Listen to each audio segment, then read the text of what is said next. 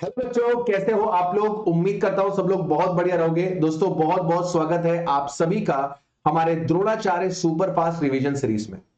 मित्रों, आज से हम लोग स्टार्ट करने जा रहे हैं हमारा इनकम टैक्स का रिवीजन। और हमने जो दो टॉपिक्स पिकअप करे हैं आज के सेशन के लिए, उनका नाम है रेसिडेंशियल स्टेटस और income under that house property. ये दो टॉपिक्स आज सुपर फास्ट रिवीजन के अंदर हम लोग कवर अप करने वाले हैं। मित्रों, एक डिस्क्लेमर देना चाहूंगा, अगर आपने पहले टॉपिक्स नहीं पढ़ रखे हैं, बिल्कुल भी नहीं पढ़ रखे हैं, तो ये सेशन आपके लिए उतना हेल्पफुल नहीं होगा। लेकिन हाँ, अगर आप पहले ये टॉपिक्स को पढ़ चुके हो तो आई एम 100% श्योर कि आपका ये जो रिविजनरी सेशन है बहुत ही ज्यादा हेल्पफुल होने वाला है। और इन रिविजनरी सेशंस को आप लोग अपने पास सेव करके रखिए। Even on the last day of the revision ये आपकी बहुत ज्यादा हेल्प करेंगे, क्योंकि बहुत कम समय के अंदर आप लोगों का मैक्सिमम कवरेज इन सेशंस के थ्रू हो जाएगा। इस सेशन के अंदर मैंने जो भी नोट्स यूज करे हैं वो आपको पीडब्ल्यू ऐप पर मिलेंगे। पीडब्ल्यू ऐप पर द्रोणाचार्य के नाम से ही आपको एक कोर्स मिलेगा जो कि फ्री ऑफ कॉस्ट है। आपको वहां पर जाना है, पीडब्ल्यू ऐप पे अपने आप को रजिस्टर करना है और इस फ्री द्रोणाचार्य बैच में अपने आप को एनरोल कर लेना है। जितने भी नोट्स हैं हमारे हर एक सब्जेक्ट के, जो भी रिवीजन सेशंस होने वाले हैं, चाहे वो अकाउंट्स के हो, लॉ के हो, कॉस्ट के हो, टैक्स के हो, ये सारे के सारे आपको वहीं पर अवेलेबल करा दिए जाएंगे। सो मेक श्योर कि अगर आपको नोट्स चाहिए इन रिवीजन सेशंस को और अच्छे तरीके से कवर अप करने के लिए, तो आप एनरोल कर लीजिएगा। डिस्क्रिप्शन बॉक्स में लिंक दे दिया गया है। फ्री ऑफ कॉस्ट आप इस द्रोणाचार्य बैच में एनरोल हो सकते हैं और नोट्स आपको प्रोवाइड कर दिए जाएंगे। जो भी वीडियोस हमारे YouTube पर हो रही हैं, ये सारी वीडियोस आपको द्रोणाचार्य बैच में भी अवेलेबल करा दी जाएंगी दोस्तों। राइट, तो सर स्टार्ट करते हैं हमारी सीरीज। श्री गणेश करते हैं with the topic residential status. दोस्तों, रेसिडेंशियल स्टेटस क्या होता है? आप सभी को पता होगा कि रेसिडेंशियल स्टेटस और जो सिटीजनशिप है, ये दो अलग अलग कॉन्सेप्ट होते हैं। ऐसा हो सकता है कि कोई पर्सन इंडियन सिटीजन हो लेकिन उसका रेसिडेंशियल स्टेटस इनकम टैक्स के हिसाब से नॉन रेसिडेंट निकल कर आए। सेम उसी तरीके से ऐसा हो सकता है कि कोई फॉरेन का सिटीजन हो, लेट से यूएसए का सिटीजन हो, लेकिन उसका रेसिडेंशियल स्टेटस इंडिया में रेसिडेंट निकलकर आ जाए। Residential status is 100% different concept from the citizenship. Residential status हम हर साल डिटरमिन करते हैं। कभी भी इनकम निकालने से पहले, टैक्स लायबिलिटी निकालने से पहले बेसिकली असेसमेंट शुरू ही होता है रेसिडेंशियल स्टेटस के बाद। सबसे पहले आप रेसिडेंशियल स्टेटस निकालते हो, तभी आपको समझ में आता है कि सर जो असेसी है उसकी इनकम का स्कोप क्या है। उसकी इनकम में केवल इंडियन इनकम टैक्सेबल होगी कि इंडियन और फॉरेन दोनों इनकम टैक्सेबल होंगी, और उसकी टैक्स लायबिलिटी कैसे निकलेगी। क्या उसको सीनियर सिटीजन वाले बेनिफिट मिलेंगे, क्या उसको रिबेट अंडर सेक्शन 87A मिलेगी। ये सारी चीजें उसके रेसिडेंशियल स्टेटस पर डिपेंड करती हैं। तो हमारे पास जितने भी पर्सन हैं इनकम टैक्स के अंदर, चाहे वो इंडिविजुअल हो, चाहे वो एचयूएफ हो, AOP, BOI, partnership, firm, company, हमें हर एक पर्सन का रेसिडेंशियल स्टेटस निकालना पड़ता है। हमारा जो सेक्शन नंबर 6 है वो डील करता है with the residential status of the person. तो आइए स्टार्ट करते हैं with the most important residential status, यानी कि रेसिडेंशियल स्टेटस ऑफ इंडिविजुअल से। एग्जाम में अगर रेसिडेंशियल स्टेटस पे क्वेश्चन आता है, रेसिडेंशियल स्टेटस निकालने पर क्वेश्चन आता है, तो 99.99% चांस है कि वो रेसिडेंशियल स्टेटस ऑफ इंडिविजुअल ही होगा। क्योंकि बाकी जो रेसिडेंशियल स्टेटस है वो बहुत ही आसान है डिटरमिन करने, तो इंस्टीट्यूट कभी भी आसान चीजें आपसे नहीं पूछता। ठीक है, तो residential status of individual most most most important है। रेसिडेंशियल स्टेटस ऑफ इंडिविजुअल आपका मोस्ट इंपॉर्टेंट है।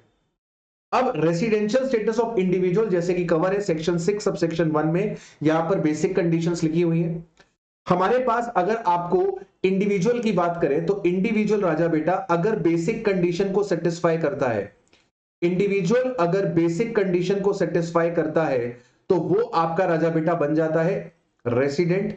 और अगर वो बेसिक कंडीशन को सेटिस्फाई नहीं करता तो वो बन जाता है नॉन रेसिडेंट। एक बार वो रेसिडेंट बन जाता है तो उसके पास दो एडिशनल कंडीशन है। अगर वो एडिशनल कंडीशन सेटिस्फाई करता है तो वो बन जाता है ऑर्डिनरली रेसिडेंट, और अगर वो एडिशनल कंडीशन सेटिस्फाई नहीं करता तो वो बन जाता है नॉट ऑर्डिनरली रेसिडेंट। यानी कि एक इंडिविजुअल जो है वो या तो ऑर्डिनरली रेसिडेंट होगा, या तो नॉट ऑर्डिनरली रेसिडेंट होगा, या फिर नॉन रेसिडेंट होगा।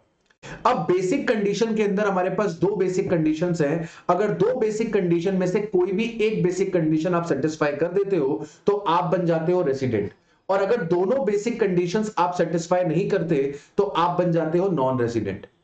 पहला बेसिक कंडीशन है कि रिलेवेंट प्रीवियस ईयर में आपका जो स्टे होना चाहिए इंडिया में वो 182 डेज या उससे ज्यादा होना चाहिए।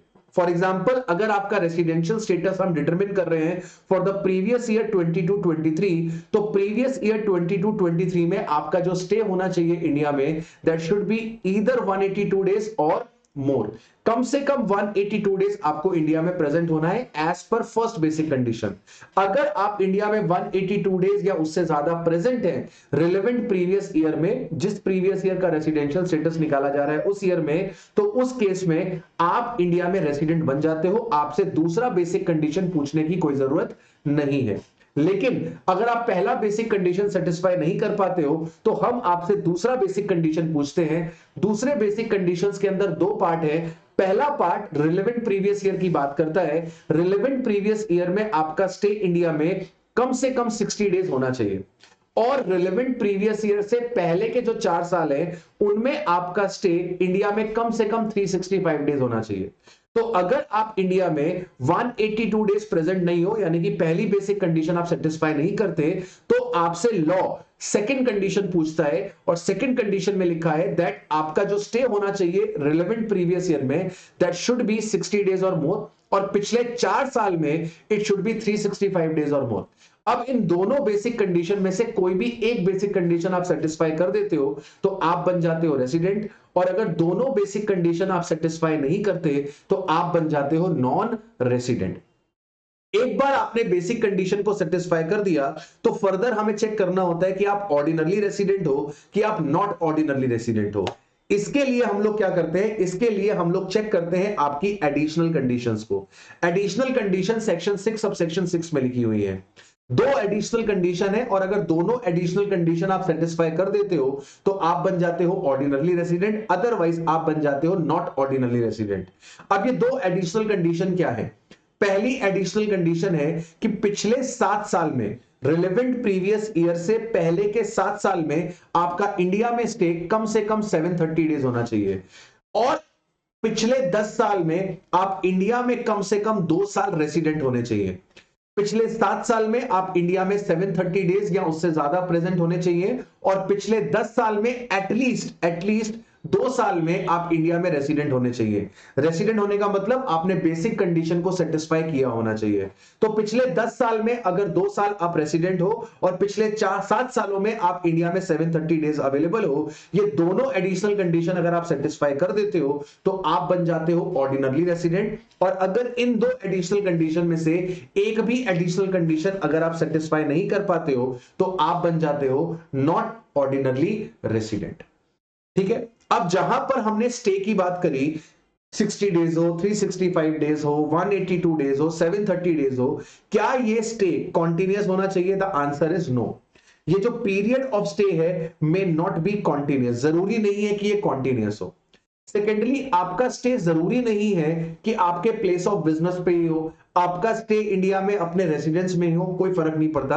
आप इंडिया में कहीं पर भी स्टे कर सकते हो। इट इज नॉट नेसेसरी कि आप अपने प्लेस ऑफ बिजनेस पर आके स्टे करो, इट इज नॉट नेसेसरी कि आप अपने रेसिडेंस में आके स्टे करो। अगर आप इंडिया में हो, किसी भी कोने में हो, किसी भी काम के लिए आए हो, तो उसे स्टे इन इंडिया मान लिया जाएगा। सेकेंडली, जिस दिन आप इंडिया आए हो, जो आपका डे ऑफ अराइवल है और जो आपका डे ऑफ डिपार्चर है, day of arrival and day of departure दोनों को ही स्टे इन इंडिया में कंसीडर किया जाता है। तो जिस दिन आप हमारी धरती पर आए हैं और जिस दिन आप हमारी धरती से गए हैं, ये दोनों दिन इंडिया में इंक्लूड कर लिए जाते हैं। आई होप यहां तक आपको मेरी बातें समझ में आ गई। सेक्शन 6(1) की जो बेसिक कंडीशंस हैं और सेक्शन 6(6) की जो एडिशनल कंडीशन है वो आपको समझ में आ गई। अब अगर आप एक स्पेशल कैटेगरी वाले पर्सन हो तो वहां पर आपके पास केवल पहली बेसिक कंडीशन अवेलेबल होती है, आपके पास सेकंड बेसिक कंडीशन अवेलेबल नहीं होती। मतलब अगर आप इंडिया में 182 डेज हो तो आप रेसिडेंट हो, और अगर आप 182 डेज नहीं हो तो उस केस में आप इंडिया में रेसिडेंट नहीं हो। ऐसे स्पेशल कैटेगरी में 3 लोग आते हैं। सबसे पहले ऐसा इंडियन सिटीजन जो इंडिया छोड़ के जा रहा है for the purpose of employment abroad. अगर आप इंडिया छोड़ के जा रहे हो विदेश फॉर एम्प्लॉयमेंट का मतलब हो सकता है आपकी जॉब बाहर लग गई हो सकता है कि आपने इंडिया के बाहर अपना बिजनेस या फिर प्रोफेशन सेटअप कर लिया। ये दोनों चीजें एम्प्लॉयमेंट का पार्ट होता है। तो अगर कोई इंडियन सिटीजन इंडिया छोड़ के जा रहा है for the purpose of employment, या फिर कोई इंडियन सिटीजन लीव कर रहा है India as a crew member of foreign going Indian vessel. अगर आप इंडिया छोड़ के जा रहे हो एज अ क्रू मेंबर, आप किसी फॉरेन गोइंग इंडियन वेसल में क्रू मेंबर हो, तो उस केस में भी राजा बेटा आपके पास केवल पहला बेसिक कंडीशन अवेलेबल है।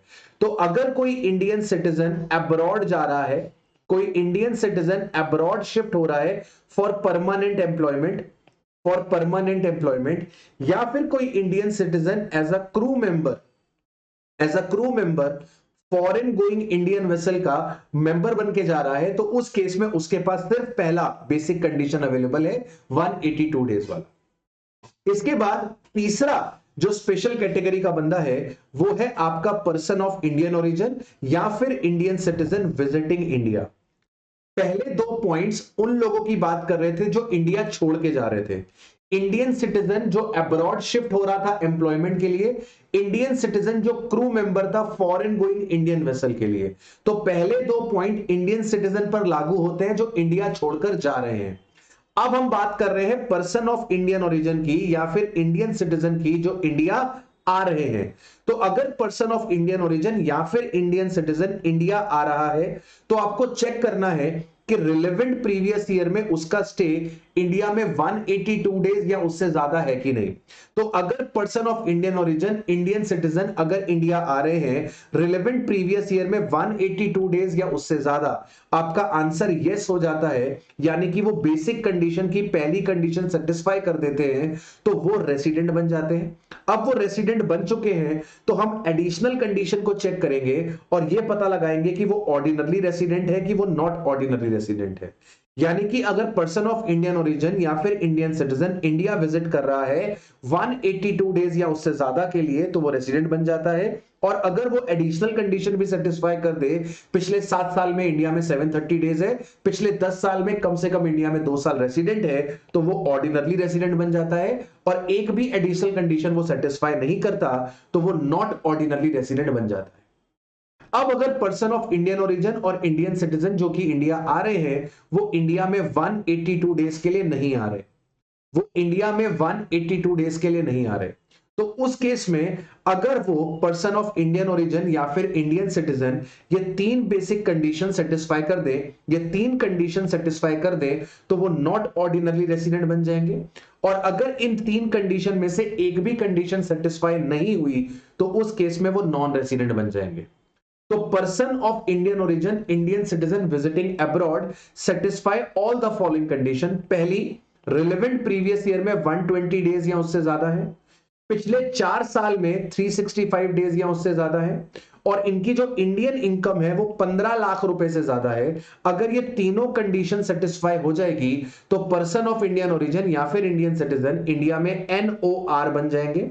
और अगर इन 3 कंडीशन में से एक भी कंडीशन सेटिस्फाई नहीं हुई तो पर्सन ऑफ इंडियन ओरिजिन और इंडियन सिटीजन आपके NR बन जाएंगे। मैं रिपीट कर रहा हूं, अगर कोई पर्सन ऑफ इंडियन ओरिजिन या फिर इंडियन सिटीजन इंडिया आता है फॉर 182 डेज और मोर, तो हम उसको नॉर्मल रूट में डाल देंगे, उसको रेसिडेंट डिक्लेयर करेंगे, एडिशनल कंडीशन चेक करेंगे, सेटिस्फाई हो रही है तो ऑर्डिनरी रेसिडेंट बोल देंगे, सेटिस्फाई नहीं हो रही है तो नॉट ऑर्डिनरी रेसिडेंट बोल देंगे।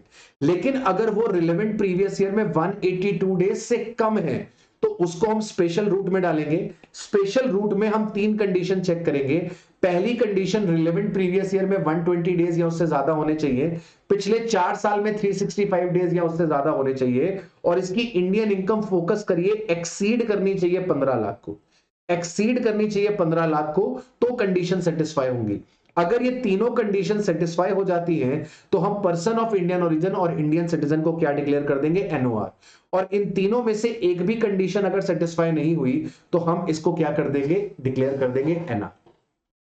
अब इंडियन इनकम में क्या मतलब है, इंडियन इनकम के अंदर हम जो इंडियन सोर्सेज से आपने पैसा कमाया है वो तो कंसीडर करेंगे ही, इसके साथ साथ इंडियन इनकम में अपन इंक्लूड करेंगे फॉरेन की बिजनेस इनकम जिसका कंट्रोल इंडिया में है। इस इंडियन इनकम में अपन इंक्लूड करेंगे फॉरेन की बिजनेस इनकम जिसका कंट्रोल इंडिया में है। Sir person of Indian origin में कौन आता है, सर जिसके खुद का, माता पिता का या फिर ग्रैंड पेरेंट्स का, जिसके खुद का, माता पिता का, ग्रैंड पेरेंट्स का, ग्रैंड पेरेंट्स में पापा के तरफ वाले भी और मम्मी के तरफ वाले भी, यानी कि दादा दादी नाना नानी दोनों लोग आ जाएंगे। अगर इन तीन जनरेशन में किसी का भी जन्म, इन तीन जनरेशन में किसी का भी जन्म अगर अनडिवाइडेड इंडिया में हुआ है, इन तीनों में से किसी का भी जन्म अगर अनडिवाइडेड इंडिया में हुआ है तो हम उस व्यक्ति को क्या बोल देते हैं, पर्सन ऑफ इंडियन ओरिजिन। जैसे एग्जांपल देखिए, मिस्टर एक्स हैं, इनका जन्म लंदन में हुआ है 1989 में, लेकिन इनके जो ग्रैंडफादर हैं उनका बर्थ हुआ है लाहौर में 10 अप्रैल 1943, अनडिवाइडेड इंडिया में, पार्टीशन से पहले का जो इंडिया है। 10 अप्रैल 1943 में इनका जन्म लाहौर में हुआ है। अब क्योंकि ग्रैंडफादर का जन्म अनडिवाइडेड इंडिया में हुआ है तो इसके चलते मिस्टर एक्स क्या बन गए हैं, person of Indian origin. Mister x is a person of Indian origin because उनके ग्रैंडफादर का जन्म हुआ है अनडिवाइडेड इंडिया। शुरू से शुरू करते हैं, अभी तक हमने जो बातें करी हैं, शुरू से शुरू करते हैं। अभी तक हमने जो बातें करी है, हमने बातें करी है कि इंडिविजुअल जो है अगर वो बेसिक कंडीशन को सेटिस्फाई कर देता है तो वो रेसिडेंट बनता है। हमारे पास दो बेसिक कंडीशन है, दो में से कोई भी एक बेसिक कंडीशन सेटिस्फाई होनी चाहिए। पहली बेसिक कंडीशन है रिलेवेंट प्रीवियस ईयर में कम से कम 182 डेज या उससे ज्यादा होना चाहिए। और दूसरी बेसिक कंडीशन के अंदर दो पार्ट है। पहला पार्ट रिलेवेंट प्रीवियस ईयर की बात करता है जिसमें आपका स्टे इंडिया में कम से कम 60 डेज होना चाहिए, और दूसरा पार्ट बात करता है पिछले 4 साल में इंडिया में आपका स्टे कम से कम 365 डेज होना चाहिए। अगर आपने सेकंड बेसिक कंडीशन के दोनों पार्ट सेटिस्फाई कर दिए तो बेसिक कंडीशन सेटिस्फाई हो जाएगी, और अगर आपने दोनों बेसिक कंडीशंस को सेटिस्फाई नहीं किया तो आप बन जाएंगे नॉन रेसिडेंट। स्टे कभी भी कॉन्टिन्यूअस नहीं होना चाहिए। डेट ऑफ डिपार्चर और डेट ऑफ अराइवल इन दोनों को अपन इंक्लूड करके चलते हैं हमारे स्टे इन इंडिया के अंदर। इसके बाद एडिशनल कंडीशन है, अगर आप बेसिक कंडीशन को सेटिस्फाई करते हो तो फर्दर आप या तो ऑर्डिनरली या तो नॉट ऑर्डिनरली रेजिडेंट बनते हो। ये इस बात पे डिपेंड करता है कि आपने एडिशनल कंडीशंस को सेटिस्फाई किया है कि नहीं। एडिशनल कंडीशन की पहली कंडीशन कहती है कि पिछले 7 सालों में आपको इंडिया में कम से कम 730 डेज प्रेजेंट होना चाहिए, और दूसरी कंडीशन कहती है कि पिछले 10 सालों में कम से कम आप इंडिया में 2 साल रेजिडेंट होने चाहिए। जब आप ये दोनों बातों को सेटिस्फाई कर देते हैं तो उस केस में आप इंडिया में बन जाते हैं ROR, और अगर दो में से एक भी बात आप सेटिस्फाई नहीं कर पाते तो आप इंडिया में बन जाते हैं NOR। इसके बाद हमने बात करी स्पेशल कैटेगरी पर्सन की। इसमें हमने बात करी उन इंडियन सिटीजन्स की जो इंडिया छोड़ के जा रहे हैं, या तो उनकी जॉब लग गई है परमानेंटली अब्रॉड, या वो इंडिया छोड़ के जा रहे हैं as a crew member of foreign going Indian vessel. दोनों ही केसेस में आपके पास 182 डेज वाली कंडीशन अवेलेबल है, यानी कि पहली बेसिक कंडीशन अवेलेबल है। अगर वो सेटिस्फाई हुई तो रेसिडेंट, फर्दर चेक कर लेना एडिशनल कंडीशन और डिसाइड कर लेना OR की NOR। और अगर 182 डेज वाली कंडीशन सेटिस्फाई नहीं हुई तो आउटराइटली उसको डिक्लेयर कर देना नॉन रेसिडेंट। इसके बाद हमने बात करी पर्सन ऑफ इंडियन ओरिजिन या फिर इंडियन सिटीजन की जो कि इंडिया विजिट कर रहे हैं। अगर ये रिलेवेंट प्रीवियस ईयर में 182 डेज या उससे ज्यादा है तो ये नॉर्मल रूट में चले जाएंगे, जहां पर हम इनसे फर्दर एडिशनल कंडीशन चेक कर लेंगे और उसके बाद OR या NOR डिक्लेयर कर देंगे। और अगर ये रिलेवेंट प्रीवियस ईयर में 182 डेज नहीं है तो ये इंडिया में NOR हो सकते हैं अगर ये तीन कंडीशन को सेटिस्फाई करें। पहली कंडीशन कि रिलेवेंट प्रीवियस ईयर में कम से कम इनका स्टे 120 डेज होना चाहिए, पिछले 4 साल में इनका इंडिया में स्टे 365 डेज होना चाहिए, और इनकी इंडियन इनकम 15 लाख रुपए से ज्यादा होनी चाहिए। इंडियन इनकम के अंदर फॉरेन बिजनेस इनकम को भी इंक्लूड करते हैं जहां पर कंट्रोल इंडिया में होता है। अगर इन तीन कंडीशन में से कोई भी एक कंडीशन सेटिस्फाई नहीं होती है तो पर्सन ऑफ इंडियन ओरिजिन को और इंडियन सिटीजन को हम डिक्लेयर कर देते हैं नॉन रेसिडेंट। इसके बाद लास्ट कॉन्सेप्ट आता है रेसिडेंशियल स्टेटस ऑफ इंडिविजुअल के अंदर। लास्ट कॉन्सेप्ट निकल कर आता है deemed resident, section 61A। Section 61A बात करता है डीम्ड रेसिडेंट की। एक इंडिविजुअल जो है उसको हम NOR डिक्लेयर करेंगे अगर फॉलोइंग कंडीशन सेटिस्फाई हो जाए। इंडियन सिटीजन को, इंडिविजुअल को हम डिक्लेयर करेंगे NOR अगर फॉलोइंग कंडीशन सेटिस्फाई हो जाए। पहली कंडीशन कहती है कि सर इसका जो इंडिविजुअल है वो इंडियन सिटीजन होना चाहिए। इस इंडियन सिटीजन की जो टोटल इनकम है excluding the income from foreign sources but including the foreign business income whose control is in India exceeds 15 lakh and such person is not paying tax in any country due to his domicile residence और the similar nature.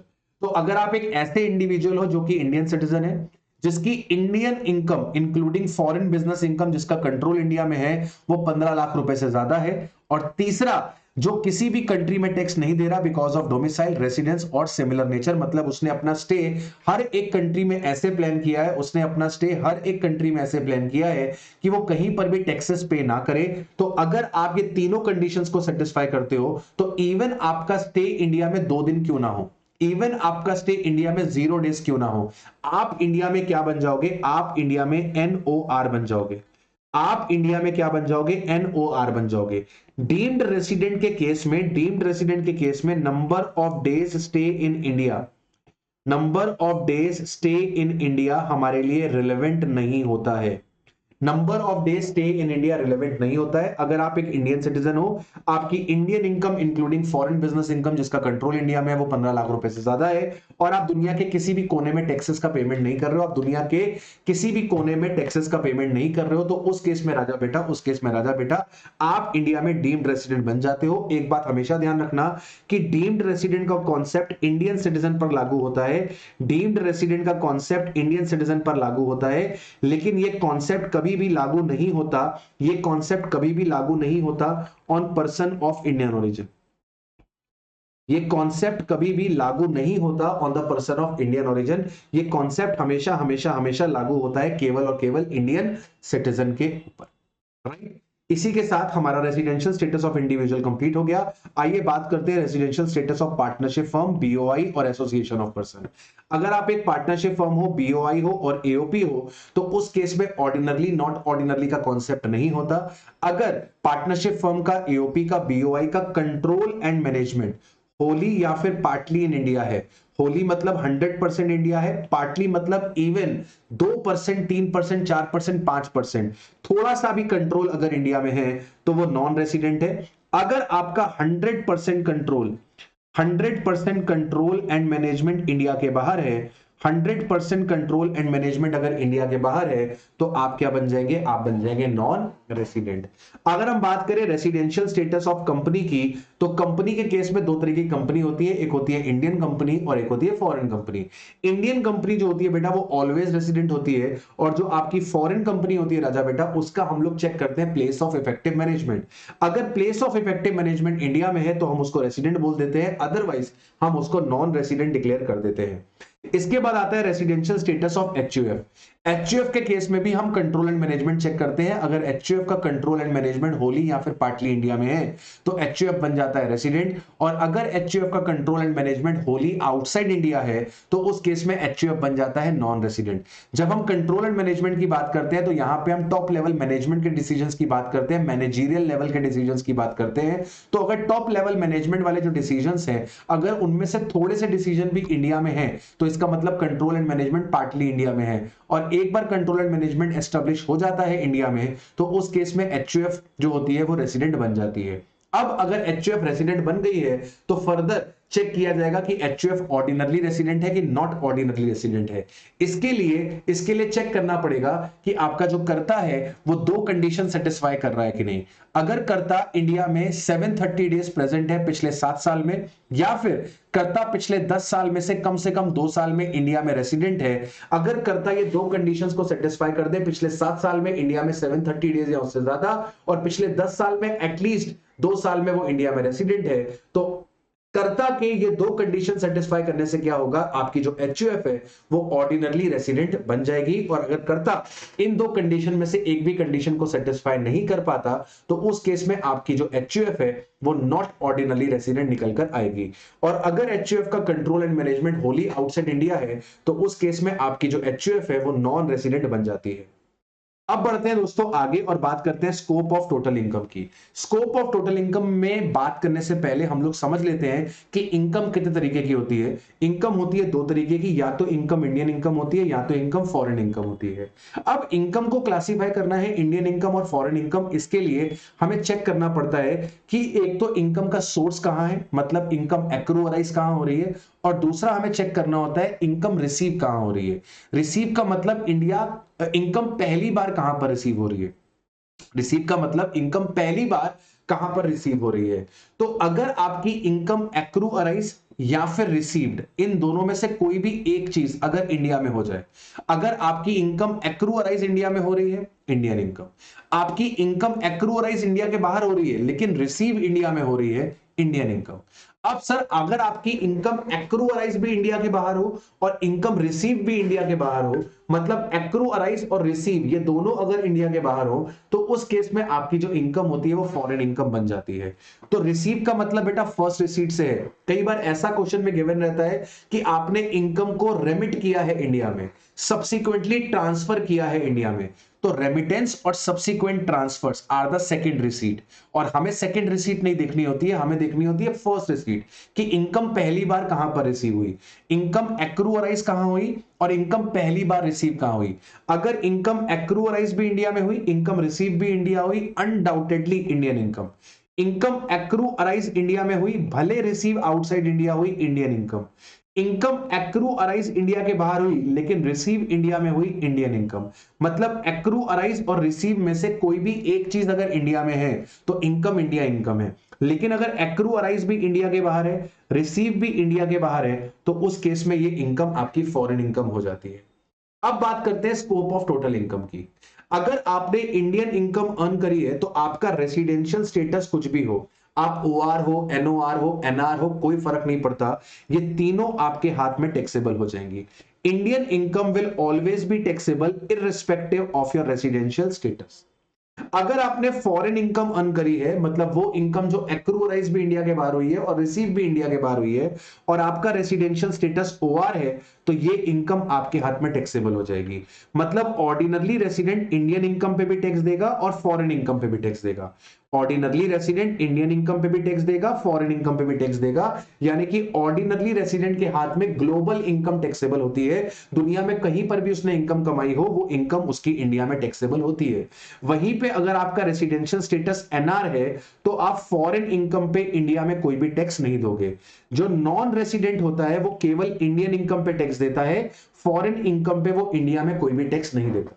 अगर आपका residential status not ordinary resident है, तो आप Indian income पे तो tax दोगे ही, और केवल दो तरीके की फॉरेन इनकम पे टैक्स दोगे। जनरली सभी तरीके की जो फॉरेन इनकम है वो टैक्सेबल नहीं होंगी, लेकिन केवल दो फॉरेन इनकम आपके हाथ में टैक्सेबल होंगी अगर आप एनओआर हो तो। वो दो फॉरेन इनकम कौन सी है? पहली फॉरेन इनकम बिजनेस इनकम है, जहां पर बिजनेस का कंट्रोल इंडिया में है। दूसरी प्रोफेशनल इनकम है, जहां पर प्रोफेशन सेटअप इंडिया में है। तो अगर आप एनओआर हो तो इन दो फॉरेन इनकम के अलावा तीसरी कोई भी फॉरेन इनकम आपके हाथ में टैक्सेबल नहीं होगी। पहली फॉरेन इनकम बिजनेस इनकम जिसका कंट्रोल इंडिया में है, दूसरी प्रोफेशनल इनकम जिसका सेटअप इंडिया में है। ठीक है मेरे मित्रों, तो अगर आप ओआर हो और फॉरेन इनकम अर्न करते हो टैक्सेबल होगी, एनआर हो टैक्सेबल नहीं होगी, एनओआर हो केवल दो फॉरेन इनकम टैक्सेबल होगी, तीसरी कोई भी फॉरेन इनकम टैक्सेबल नहीं होगी। इंडियन इनकम आपने अर्न करी है, आपका रेसिडेंशियल स्टेटस कुछ भी हो, ये इनकम हमेशा आपके हाथ में टैक्सेबल होती ही है। अब इसके बाद हमारे पास निकल कर आता है section number 9, super important section है। ये बात करता है income deemed to accrue arise in India की। इसके अंदर कुछ इनकम्स लिखी हुई हैं जो हमेशा मानी जाती है कि एक्रू अराइज इंडिया में ही हुई है। अब इनकम अगर एक्रू अराइज इंडिया में ही हुई है, इसका मतलब वो इनकम कौन सी इनकम बन गई? वो इनकम इंडियन इनकम बन गई। और अगर वो इनकम इंडियन इनकम बन गई तो बाबू वो ऑलवेज क्या होगी? टैक्सेबल होगी। आपका रेसिडेंशियल स्टेटस मैटर नहीं करता। तो सेक्शन नंबर 9 में जो भी इनकम लिखी है वो इनकम हमेशा आपके हाथ में टैक्सेबल हो जाती है।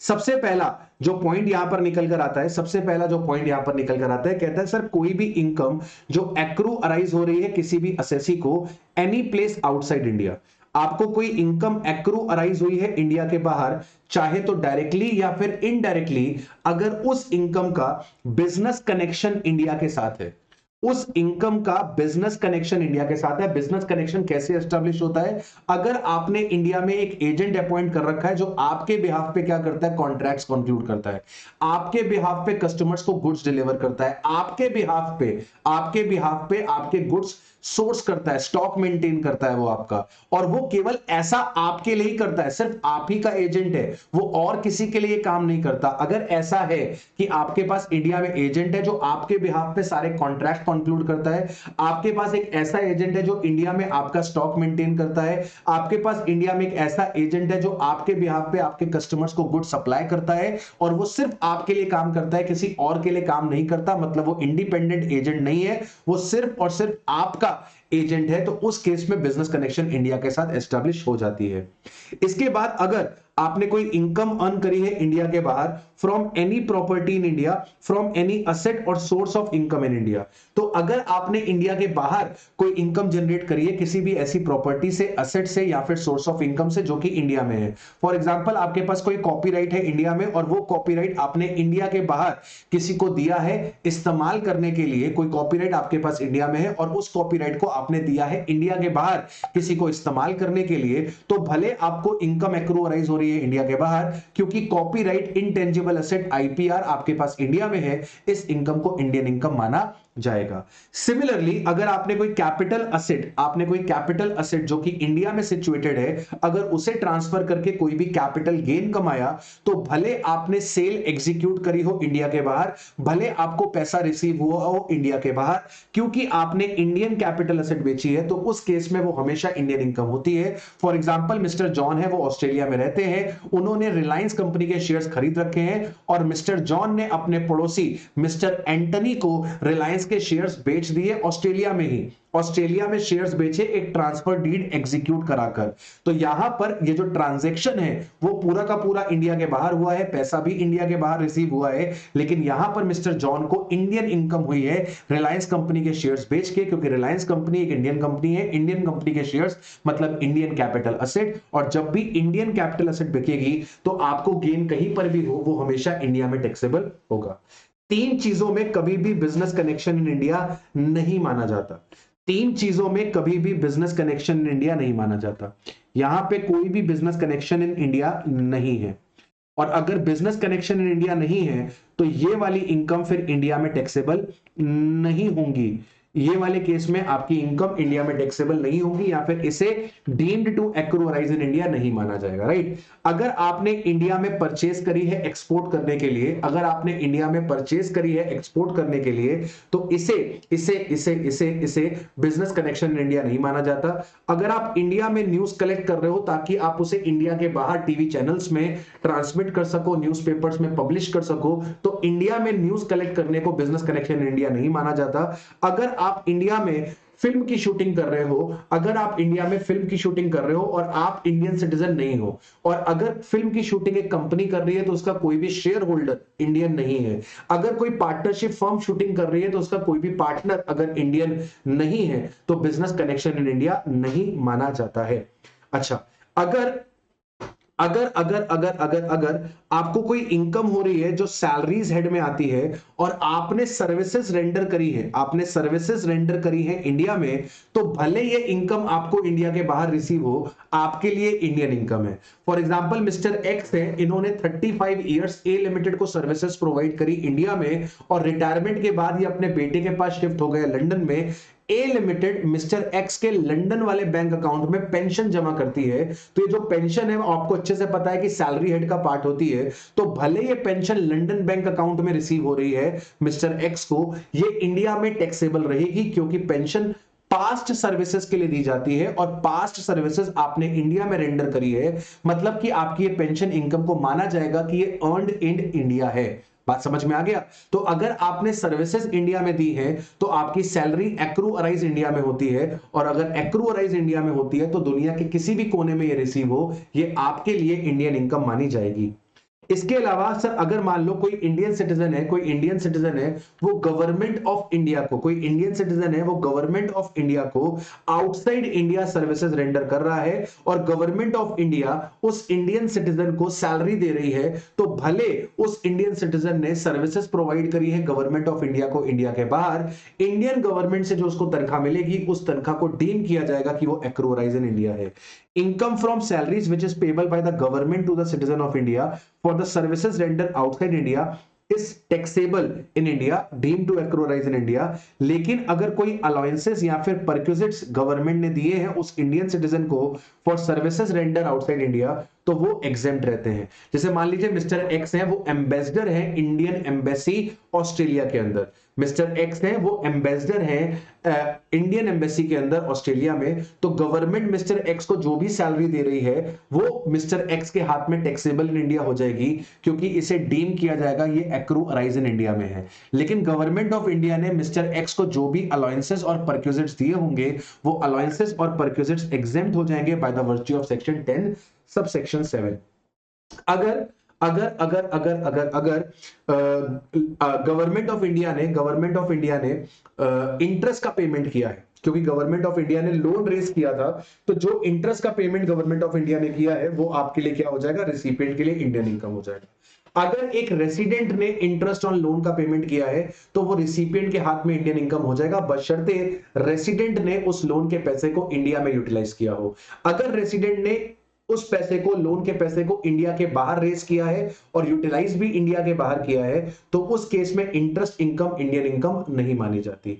नॉन रेसिडेंट ने अगर लोन रेज किया है और लोन को इंडिया में इन्वेस्ट किया है, ध्यान से सुनिएगा, किसी बिजनेस और प्रोफेशन में, नॉन रेसिडेंट ने अगर लोन रेज किया है और उस लोन को इंडिया में यूटिलाइज किया है only for the purpose of business और profession, then in that case जो इंटरेस्ट का पेमेंट करेगा नॉन रेसिडेंट वो deem to accrue arise in India होगा। लेकिन अगर नॉन रेसिडेंट ने इंडिया के बाहर से लोन रेज किया और उसे इंडिया में इन्वेस्ट किया for the purpose other then business और प्रोफेशन, बिजनेस और प्रोफेशन के अलावा किसी और पर्पसेस के लिए उसने इंडिया में इन्वेस्ट किया, तो उस केस में राजा बेटा क्या होगा, आपका सेक्शन नंबर 9 एप्लीकेबल नहीं होगा। रॉयल्टी का पेमेंट अगर गवर्नमेंट ऑफ इंडिया कर रही है, टेक्निकल फीस का पेमेंट अगर गवर्नमेंट ऑफ इंडिया कर रही है, तो रिसिपिएंट के हाथ में इंडियन इनकम है। एक रेसिडेंट और नॉन रेसिडेंट अगर रॉयल्टी का पेमेंट कर रहे हैं, रेसिडेंट और नॉन रेसिडेंट अगर रॉयल्टी या टेक्निकल सर्विसेज का पेमेंट कर रहे हैं, तो वो deem to accrue arise in India होगा अगर उसे यूटिलाइज किया गया है इंडिया में for the purpose of earning any source of income.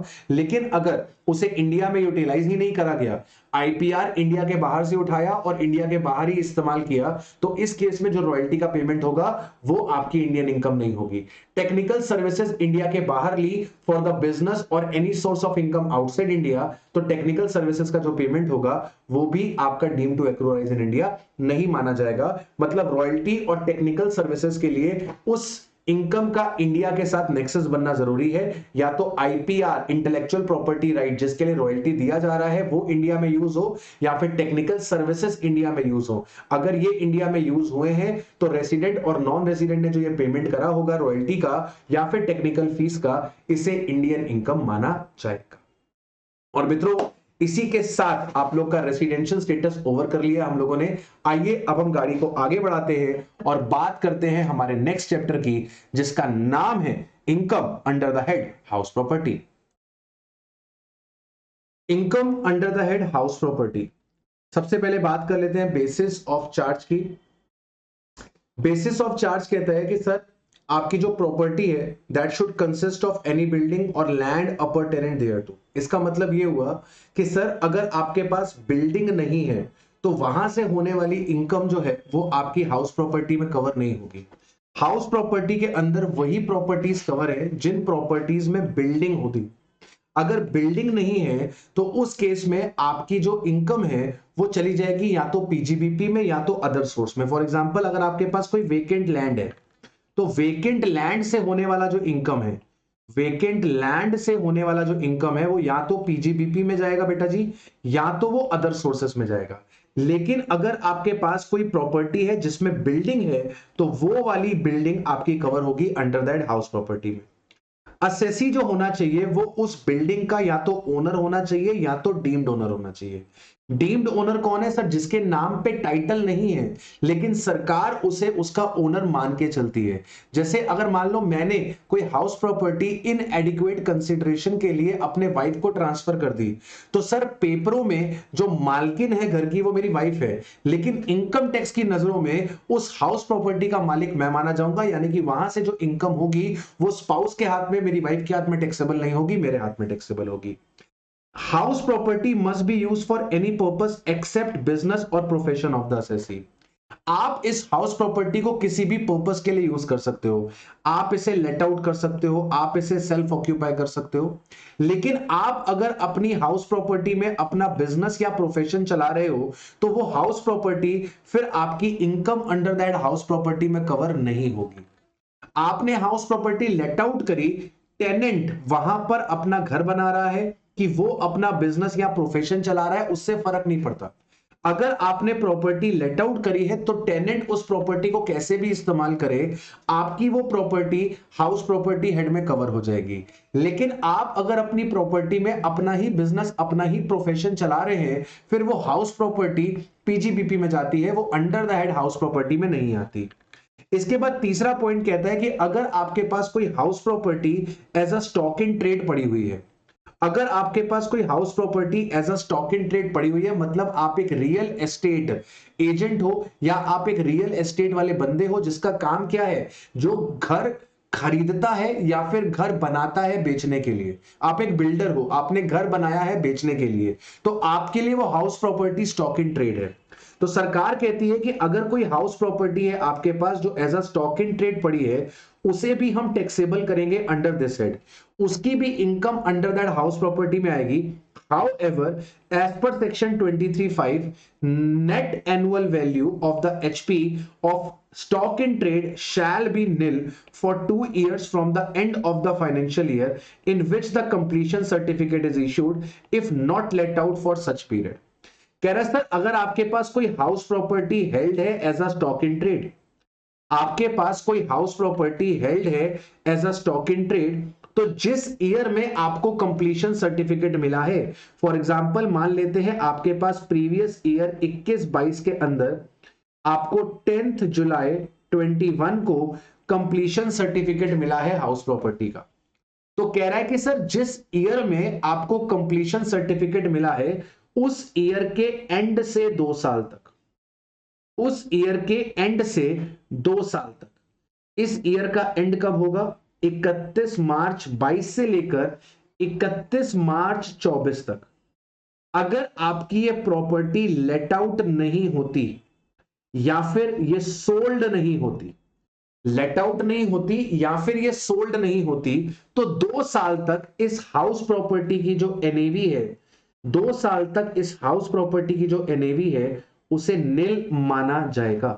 तो बेसिस ऑफ चार्ज क्या बोल रहा है? बेसिस ऑफ चार्ज कह रहा है कि सर आपके पास जो प्रॉपर्टी होनी चाहिए that must consist of building और land appurtenant there to, assessee must be the owner और द डीम्ड ओनर।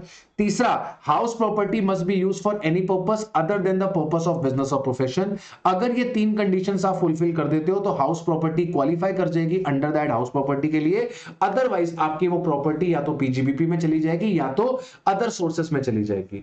अगर आपके पास कोई हाउस प्रॉपर्टी पड़ी है as a stock in trade तो उसकी इनकम भी कवर होती है, वहां से जो रेंटल इनकम होगी। अगर आपके पास कोई हाउस प्रॉपर्टी हेल्ड है as a stock in trade और आप वहां से कोई रेंटल इनकम कमाते हो तो वो रेंटल इनकम भी आपकी कवर होगी अंडर दैट हाउस प्रॉपर्टी में ही। लेकिन अगर आपकी 2 साल तक फ्रॉम द ईयर, जिस ईयर में कंप्लीशन सर्टिफिकेट मिला है उस ईयर के एंड से 2 साल तक अगर आपकी हाउस प्रॉपर्टी लेट आउट नहीं होती या फिर सोल्ड नहीं होती तो उस केस में इसकी एनुअल वैल्यू नील रहेगी। 2 साल के बाद, 2 साल के बाद जब 2 साल पूरे हो गए, 2 साल के बाद भी अगर ये लेट आउट नहीं हुई, 2 साल के बाद भी अगर ये लेट आउट नहीं हुई या 2 साल के बाद भी ये बिकी नहीं, तो वहां पर सरकार deemed to be let out का कॉन्सेप्ट लगा देगी। वहां पर सरकार deemed to be let out का कॉन्सेप्ट लगा देगी। मतलब 2 साल तक सरकार बोल रही है या तो इसको बेच दो या तो किराए पे उठा लो। वो बिल्डर से क्या बोल रही है कि 2 साल तक अपनी इस स्टॉक इन ट्रेड को या तो बेच दो या तो किराए पे उठा दो। अगर 2 साल तक बेचते नहीं हो, किराए पर नहीं उठाते हो, 2 साल तक बेचते नहीं हो, किराए पर नहीं उठाते हो, तो कोई दिक्कत नहीं, इसकी एनएवी अपन क्या मान के चलेंगे, नील। लेकिन 2 साल के बाद हम इस स्टॉक इन ट्रेड को, जो कि अनसोल्ड पड़ा हुआ है और आपने लेट आउट नहीं किया हुआ है, इसको deem to be let out मान लिया जाएगा। ठीक है। इसके बाद अगला कॉन्सेप्ट निकलता है कि सर इनकम कैसे कंप्यूट करोगे आप under the head house property में। तो सबसे पहले आपको यहां पर पकड़नी है बेटा gross annual value. Gross annual value क्या होती है सर? ग्रॉस एनुअल वैल्यू अभी डिस्कस कर लेंगे। ग्रॉस एनुअल वैल्यू में से आपको माइनस करना है municipal taxes paid by the owner. Focus करिएगा वर्ड पेड पे, फोकस करिएगा वर्ड पेड पे। It should be allowed on paid basis, मतलब अगर खर्चा ड्यू हुआ है और आपने पे नहीं किया तो अलाउ नहीं होगा। और पेमेंट भी किसको करनी है? ओनर को पे करनी है। अगर टेनेंट ने पे किया तो भी आपको खर्चा अलाउ नहीं होगा। ग्रॉस एनुअल वैल्यू में से, ग्रॉस एनुअल वैल्यू में से माइनस कर दिया जाता है म्युनिसिपल टैक्सेस। जीएवी में से जब म्युनिसिपल टैक्सेस माइनस होते हैं तो रिजल्ट निकल कर आता है एनएवी। एनएवी में से आपको स्टैंडर्ड डिडक्शन मिलती है। स्टैंडर्ड डिडक्शन कितनी मिलती है? स्टैंडर्ड डिडक्शन मिलती है 30% ऑफ एनएवी की। स्टैंडर्ड डिडक्शन क्यों दी जाती है सर? स्टैंडर्ड डिडक्शन दी जाती है नोशनल एक्सपेंडिचर की तरह। बिजनेस जो होता है, सॉरी हाउस प्रॉपर्टी जो होती है, उसको मेंटेन करना पड़ता है, उसमें वाइट वॉश होता है, उसमें रिपेयर मेंटेनेंस का खर्चा होता है। तो सरकार नोशनल बेसिस पे आपको ये खर्चा दे देती है। एक्चुअली में आपने खर्चा किया हो ना किया हो कोई फर्क नहीं पड़ता। सरकार आपसे कहती है कि 30% ऑफ एनएवी हम आपको अलाउ कर देंगे राजा बेटा as a standard deduction, right. तो आपको स्टैंडर्ड डिडक्शन मिलेगी 30% ऑफ एनएवी की। और आपको इंटरेस्ट ऑन कैपिटल बोरोड, अगर आपने लोन लिया हुआ है हाउस प्रॉपर्टी के लिए और उस पे जो भी इंटरेस्ट का खर्चा ड्यू हो रहा है, उस पे जो भी इंटरेस्ट का खर्चा ड्यू हो रहा है वो आपको अलाउ कर दिया जाएगा। याद रखिएगा, इंटरेस्ट ऑन कैपिटल बोरोड का खर्चा आपको ड्यू बेसिस पे अलाउ किया जाता है। इंटरेस्ट ऑन कैपिटल बोरोड का खर्चा ड्यू बेसिस पे अलाउ हो जाएगा। जीएवी उठाएंगे, जीएवी में से municipal taxes paid by owner minus कर देंगे, एनएवी आ जाएगी। एनएवी में से स्टैंडर्ड डिडक्शन ले लेंगे 30% का और इंटरेस्ट ऑन कैपिटल बोरोड का डिडक्शन ले लेंगे। जो रिजल्ट आएगा that will be your income under that house property. केवल और केवल 3 डिडक्शंस मिलती हैं हाउस प्रॉपर्टी की इनकम निकालने के लिए। पहला डिडक्शन म्युनिसिपल टैक्स का, दूसरा डिडक्शन स्टैंडर्ड डिडक्शन का, तीसरा deduction interest on capital borrowed का। इन 3 डिडक्शन के अलावा चौथा कोई भी डिडक्शन मेरे बेटा आपको अलाउ नहीं होता है। नाउ द सवाल इज कि सर जीएवी कैसे निकाली जाएगी? तो जीएवी निकालने के लिए आपको 4 चीजें चाहिए। एक आपको चाहिए फेयर रेंट, एक आपको चाहिए म्युनिसिपल वैल्यू, एक आपको चाहिए स्टैंडर्ड रेंट और एक आपको चाहिए एक्चुअल रेंट। फेयर रेंट वो रेंट होता है जिस एरिया में आपकी प्रॉपर्टी है, उस एरिया में जो रेंट चल रहा होता है, आस पड़ोस में जो रेंट चल रहा होता है, वो फेयर रेंट होता है। म्युनिसिपल वैल्यू क्या होती है सर? हर एक घर की म्युनिसिपल वैल्यू डिक्लेयर करती है म्युनिसिपल अथॉरिटी, जिसके बेसिस पे वो आपसे म्युनिसिपल टैक्सेस कलेक्ट करती है। तो बेसिकली म्युनिसिपल वैल्यू जो म्युनिसिपैलिटी आपको बता रही है, म्युनिसिपल कॉर्पोरेशन जो आपको वैल्यू बता रही है घर की, वो होती है। स्टैंडर्ड रेंट वो रेंट होता है जो as per rent control act होता है। ये कई जगह पर एप्लीकेबल होता है, कई जगह पर एप्लीकेबल नहीं होता, लेकिन जहां पर ये एप्लीकेबल होता है वहां पर अपन कंसीडर करके चलते हैं। और चौथी चीज चाहिए होती है आपको एक्चुअल रेंट, वो रेंट जिसपे आपने अपने घर को एक्चुअली में लेट आउट किया है। तो हमें क्या करना होता है? हमें फेयर रेंट और म्युनिसिपल वैल्यू में जो भी हायर होता है वो पकड़ना होता है। उस हायर को स्टैंडर्ड रेंट से कंपेयर करना होता है। उनमें जो भी लोअर होता है उसको पकड़ना होता है। एफआर और एमवी, फेयर रेंट और म्युनिसिपल वैल्यू में आपको हायर पकड़ना है। उस हायर को स्टैंडर्ड रेंट से कंपेयर करके लोअर पकड़ना है। इसी लोअर को हम नाम दे देते हैं एक्सपेक्टेड रेंट। एक्सपेक्टेड रेंट को एक्चुअल रेंट से कंपेयर करना है। दोनों में जो भी हायर होगा उसे हमें जीएवी डिक्लेयर कर देना है। Fair rent, municipal value whichever is higher, such higher or standard rent whichever is lower, such lower is expected rent और actual rent whichever is higher is GAV। कई बार क्वेश्चन में क्या होगा कि आपको स्टैंडर्ड रेंट गिवन नहीं होगा। अगर मान लो क्वेश्चन में स्टैंडर्ड रेंट गिवन नहीं है तो फेयर रेंट और म्युनिसिपल वैल्यू में जो भी हायर है उसी हायर को आप एक्सपेक्टेड रेंट बोल दोगे और फिर एक्सपेक्टेड रेंट को आप कंपेयर कर लोगे एक्चुअल रेंट से। कई बार क्वेश्चन में आपको फेयर रेंट नहीं गिवन रहता है, तो उस केस में जो भी आपका एक्चुअल रेंट पर मंथ है वही आपका फेयर रेंट हो जाता है। तो अगर क्वेश्चन में स्टैंडर्ड रेंट नहीं है तो एक्सपेक्टेड रेंट हो जाएगा फेयर रेंट और municipal value whichever is higher. और अगर मान लो क्वेश्चन में फेयर रेंट ही नहीं दिया हुआ है तो जो आपका एक्चुअल रेंट पर मंथ है उसके बेसिस पे आप फेयर रेंट कैलकुलेट कर लोगे। ये माना जाता है कि जो फेयर रेंट है वो एक्चुअल रेंट के बराबर ही है। इसके बाद म्युनिसिपल टैक्सेस के बारे में मैंने आपको बता दिया कि म्युनिसिपल टैक्सेस अगर ओनर ने पे करे होंगे तभी वो डिडक्ट होंगे, अदरवाइज वो डिडक्ट नहीं होंगे। अगर आपने पिछले साल का म्युनिसिपल टैक्स इस साल दिया है, अगर आपने पिछले साल का म्युनिसिपल टैक्स इस साल दिया है तो उसका खर्चा भी आपको इस साल अलाउ होगा। तो अगर पिछले साल खर्चा ड्यू हुआ था म्युनिसिपल टैक्स का और आपने पेमेंट नहीं किया था तो पिछले साल आपको कोई भी खर्चा अलाउ नहीं हुआ होगा। करंट ईयर में आपने जो भी म्युनिसिपल टैक्स पे किया है, चाहे वो करंट ईयर को रिलेट करता हो चाहे वो पास्ट ईयर को रिलेट करता हो, करंट ईयर में आपने जितना भी म्युनिसिपल टैक्स पे करा होगा उसका खर्चा आपको अलाउ कर दिया जाएगा। इसके बाद राजा बेटा अगला कॉन्सेप्ट जो है वो निकल कर आता है कंपोजिट रेंट का। अगला अगला जो कॉन्सेप्ट निकल कर आता है वो निकल कर आता है कंपोजिट रेंट का। कंपोजिट रेंट क्या होता है? जब आप अपने घर के साथ साथ असेट्स भी किराए पर देते हो तो उसको बोला जाता है आपका कंपोजिट रेंट। जैसे फर्निश्ड एकोमोडेशन आपने किराए पे दिया या फिर आपने फैक्ट्री किराए पे दी, उसमें मशीन्स भी इंक्लूडेड थी, राइट? तो इसको क्या बोलते हैं? कंपोजिट लेटिंग आउट। अगर आपकी ये कंपोजिट लेटिंग आउट को अपन ब्रेक कर सकते हैं, इसमें हाउस प्रॉपर्टी का रेंट और असेट का रेंट अगर सेग्रीगेट किया जा सकता है, सेपरेट किया जा सकता है, तो इस केस में हाउस प्रॉपर्टी का जो रेंट होगा वो income under that house property में आ जाएगा और जो असेट्स का रेंट होगा वो या तो पीजीबीपी या तो अदर सोर्सेस, दोनों में से किसी भी एक हेड में चला जाएगा। ये आपकी मर्जी है। इसके बाद अगर मान लो आपका ये इनसेपरेबल हो, आप हाउस प्रॉपर्टी की लेटिंग आउट को असेट की लेटिंग आउट से सेपरेट नहीं कर सकते, आपको नहीं पता हाउस प्रॉपर्टी का रेंट कितना है और आपका असेट का रेंट कितना है, आपने एक रेंट बोला है और वो रेंट कंपोजिट है, उसको स्प्लिट नहीं किया जा सकता है हाउस प्रॉपर्टी में और आपके असेट में। अगर स्प्लिट किया जा सकता है, रेंट को स्प्लिट किया जा सकता है, तो हाउस प्रॉपर्टी का rent under that house property आ जाएगा और असेट का रेंट पीजीबीपी और अदर सोर्सेस में। लेकिन अगर स्प्लिट नहीं कर सकते हैं तो उस केस में आपका हाउस प्रॉपर्टी का रेंट और आपकी जो असेट का रेंट है जो स्प्लिट नहीं हो पा रहा है, जो कंपोजिट रेंट है, वो या तो पीजीबीपी में चला जाएगा या तो अदर सोर्सेस में। If let out building and other assets is inseparable, अगर वो सेपरेट नहीं हो सकता तो वो या तो पीजीबीपी में जाएगा या तो अदर सोर्सेस में जाएगा। If letting out of building and other assets are separable, उसको अलग अलग किया जा सकता है, तो बिल्डिंग की लेटिंग आउट हाउस प्रॉपर्टी में चली जाएगी, असेट्स की लेटिंग आउट या तो पीजीबीपी में या तो अदर सोर्सेस में चली जाएगी।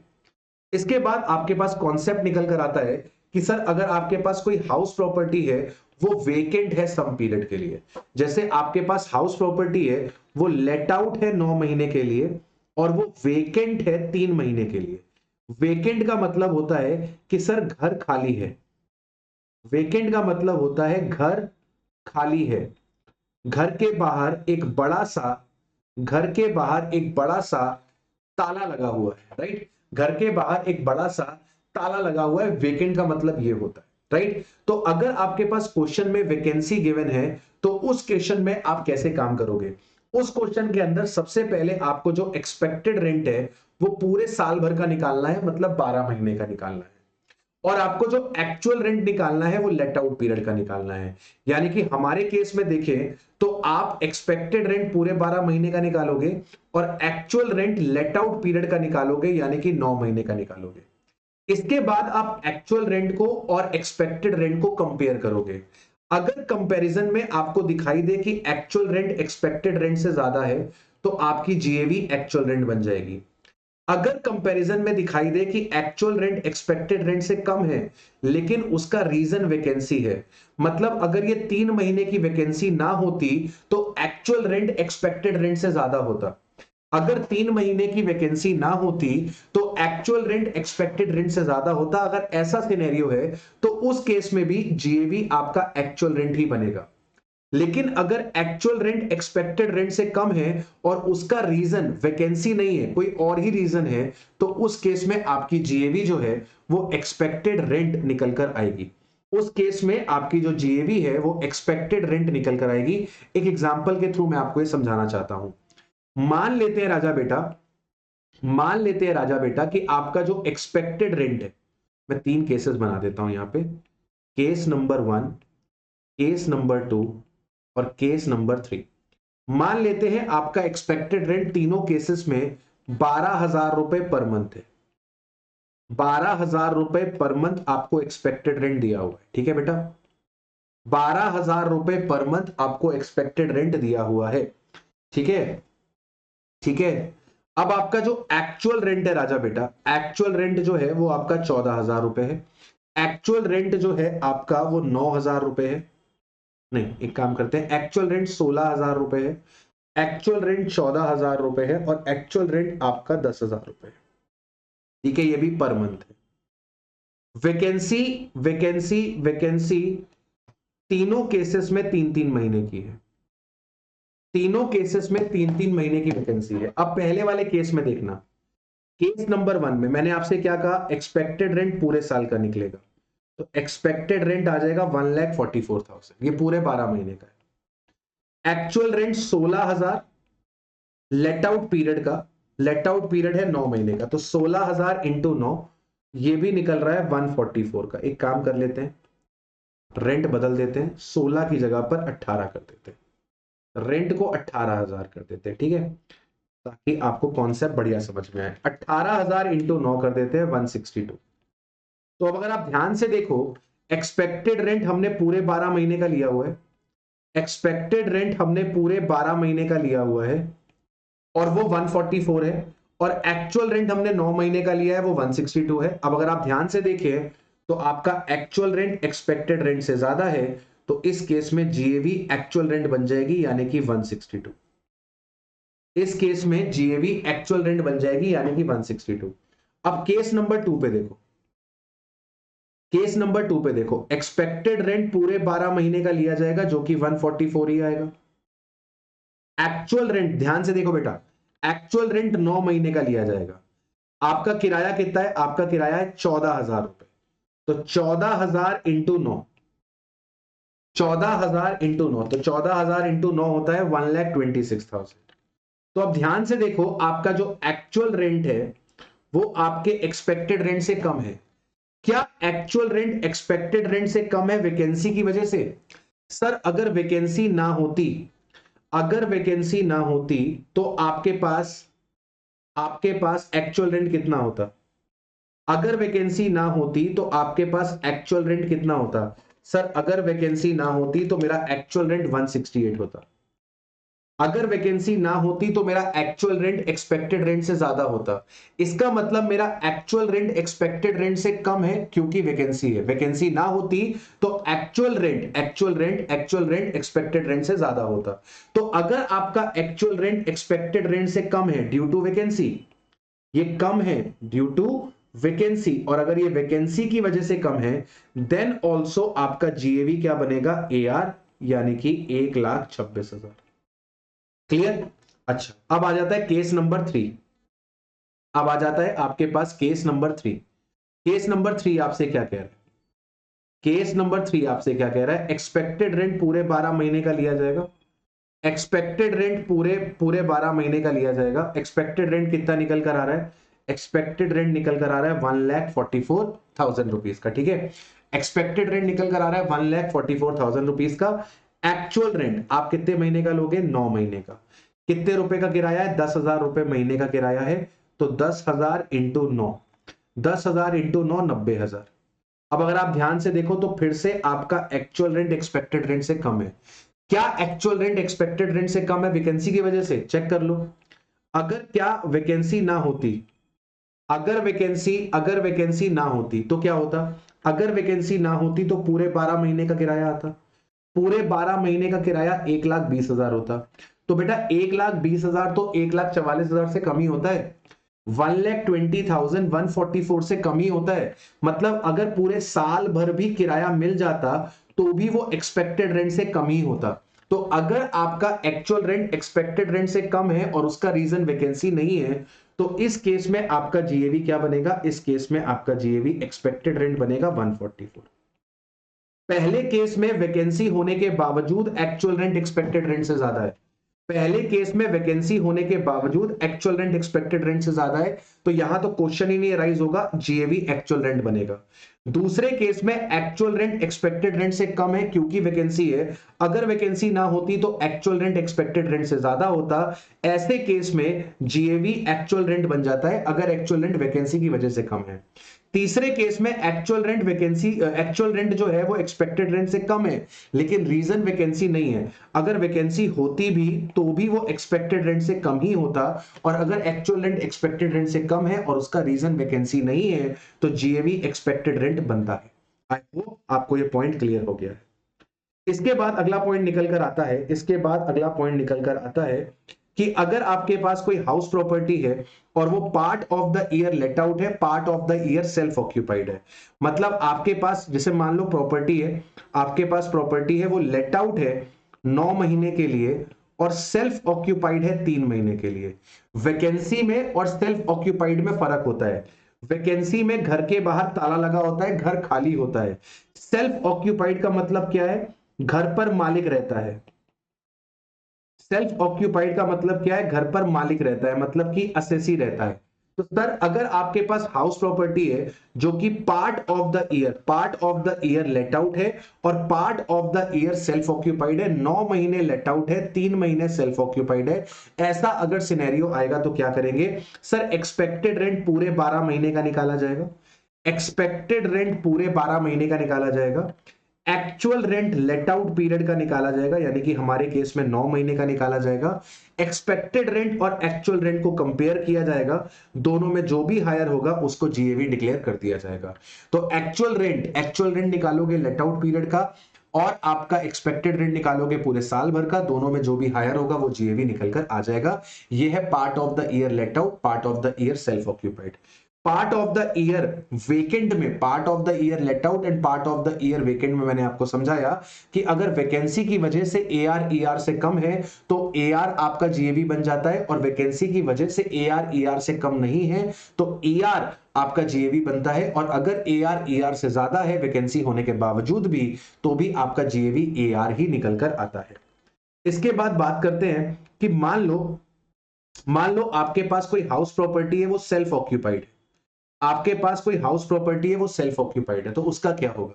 सरकार कहती है कि कोई असेसी मैक्सिमम अपने दो घर को क्या बना सकता है? अपने 2 घरों को वो बना सकता है सेल्फ ऑक्यूपाइड। अगर आप अपने 2 घरों को सेल्फ ऑक्यूपाइड बना लेते हो तो उस केस में उन घरों की जो एनएवी है वो निल निकल कर आती है। आपकी जो ग्रॉस एनुअल वैल्यू है सेल्फ ऑक्यूपाइड घर की वो निल मानी जाती है। आपको म्युनिसिपल टैक्सेस पेड का डिडक्शन नहीं मिलता।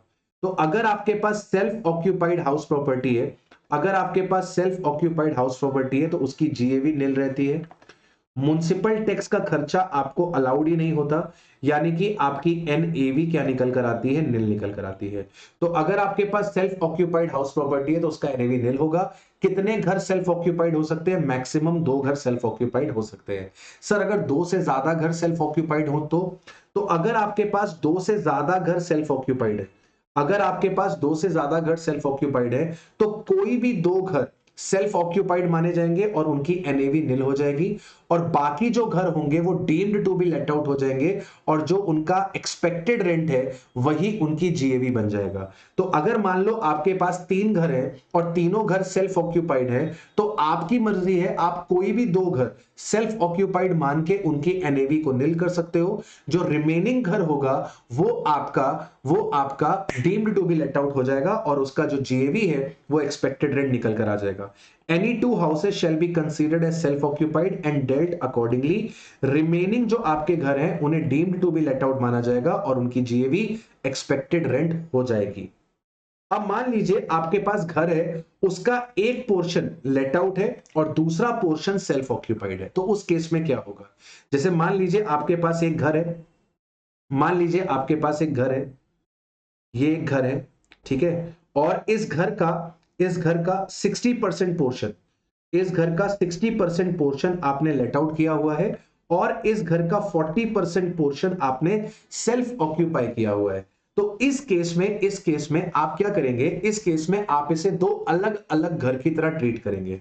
आप 60% को लेट आउट मान के चलेंगे, जो लेट आउट है उस केस में आप जो फेयर रेंट है, आप जो म्युनिसिपल वैल्यू है, आपका जो स्टैंडर्ड रेंट है, ये आप 60% के लिए कंसीडर कर लेंगे। मतलब आपका जो एक्सपेक्टेड रेंट निकलेगा वो 60% के लिए निकलेगा। फेयर रेंट पूरे घर का दिया होता है, उसका 60% कर लीजिएगा। म्युनिसिपल वैल्यू पूरे घर की होती है, उसका 60% कर लीजिएगा। स्टैंडर्ड रेंट पूरे घर का होता है, उसको 60% कर लीजिएगा। इन तीनों की मदद से एक्सपेक्टेड रेंट निकाल लीजिएगा। मतलब एक्सपेक्टेड रेंट 60% घर का निकलेगा, एक्सपेक्टेड रेंट 60% घर का निकलेगा। एक्चुअल रेंट तो 60% घर का ही आ रहा होगा, क्योंकि जब ये वाला पोर्शन लेट आउट है तो यहीं से आपके पास रेंट आ रहा होगा। इनको आप कंपेयर कर लीजिएगा, जो जीएवी आपके पास निकलेगी वो आ जाएगी। इसके बाद जो म्युनिसिपल टैक्स हैं जो आपने पे करे हैं वो पूरे घर के करे होंगे, उसमें आपको 60% अलाउ हो जाएंगे। आपके पास एनएवी आ जाएगी। इस एनएवी में से आपको स्टैंडर्ड डिडक्शन मिल जाएगी 30% की, और आपको इंटरेस्ट ऑन कैपिटल बोरोड भी अलाउड होगा 60% घर का ही। 60% ही interest on capital borrowed allow होगा। यानी कहने का मतलब कि अगर आपके पास part of the portion let out है और part of the portion self occupied है, तो इसे दो अलग अलग घर ट्रीट करके चलना। एक्सपेक्टेड रेंट को दो पार्ट में डिवाइड कर लेना, लेट आउट और सेल्फ ऑक्यूपाइड में। म्युनिसिपल टैक्सेस पेड को दो पार्ट में डिवाइड कर लेना, लेट आउट में और सेल्फ ऑक्यूपाइड में। इंटरेस्ट ऑन कैपिटल बोरोड को दो पार्ट में डिवाइड कर लेना, लेट आउट और सेल्फ ऑक्यूपाइड में। लेट आउट वाली चीजें लेट आउट की कैलकुलेशन में ले जाना, सेल्फ ऑक्यूपाइड में तो कोई टेंशन ही नहीं है। सेल्फ ऑक्यूपाइड में तो एनएवी ही आपकी निल होती है। राइट, ठीक है सर, क्या कह रहा है एक बार रीड कर लो यहां से भी। क्या कह रहा है यहां से भी रीड कर लो। कह रहा है कि सर अगर आपके पास लेट आउट पोर्शन है तो कंप्यूट करो income of the let out portion normally considering the following. ER shall be computed for the part of the property let out यानी कि 60%। म्युनिसिपल टैक्सेस अलाउ होंगे for part of the property let out यानी कि 60%। Interest on capital borrowed for the part of property let out यानी कि 60%। तो suppose 60% portion let out है, 40% self occupied है, तो ऊपर के तीनों पॉइंट 60% के लिए ही कैलकुलेट करे जाएंगे। सेल्फ ऑक्यूपाइड पोर्शन में आपका जो जीएवी है वो निल रहता है। डिडक्शन म्युनिसिपल टैक्सेस का आपको अलाउ नहीं होता, जिसकी वजह से आपकी एनएवी निल निकल कर आती है। अभी थोड़ा सा पॉइंट हमने डिस्कस नहीं किया है, लेकिन आपको पहले से पढ़ता तो होगा ही, आपने पढ़ रखा है चैप्टर। सेल्फ ऑक्यूपाइड के केस में इंटरेस्ट ऑन कैपिटल बोरोड को रिस्ट्रिक्ट किया जाता है अप टू ₹2 लाख और 30,000 एज द केस में भी। तो आपको सेल्फ ऑक्यूपाइड के केस में इंटरेस्ट ऑन कैपिटल बोरोड का खर्चा अलाउ किया जाएगा, मैक्सिमम 2 लाख रुपए या फिर 30,000 रुपए एज द केस में भी। तो सेल्फ ऑक्यूपाइड प्रॉपर्टी के केस में कभी भी इनकम निकल कर नहीं आती। सेल्फ ऑक्यूपाइड प्रॉपर्टी केस में हमेशा लॉस निकल कर आ सकता है। लॉस क्यों निकलता है? क्योंकि जीएवी निल होती है, म्युनिसिपल टैक्सेस अलाउ नहीं होते, एनएवी निल आती है। एनएवी निल है तो स्टैंडर्ड डिडक्शन भी निल निकलती है, और आपको सिर्फ एक खर्चा अलाउ होता है, वो है आपका इंटरेस्ट ऑन कैपिटल बोरोड का। अगर आपको 2 लाख वाली डिडक्शन मिलनी है तो 2 लाख रुपए तक माइनस हो सकता है, या फिर 30,000 रुपए तक माइनस हो सकता है।